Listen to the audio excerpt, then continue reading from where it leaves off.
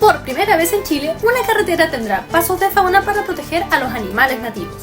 Esto fue anunciado por el presidente Gabriel Boric el pasado 31 de enero. La construcción que contará con estas características será el futuro Puente Chacao, en la Isla Grande de Chiloé, el cual además contará con 42 pasarelas peatonales. Este tipo de carreteras son muy utilizadas en países como Austria, Bélgica, España, Japón, Kenia y Canadá, y tienen como principal objetivo evitar las colisiones entre fauna y vehículos y combatir la fragmentación del hábitat. ¿Y tú? ¿Crees que este es un buen paso para Chile en materia ecológica?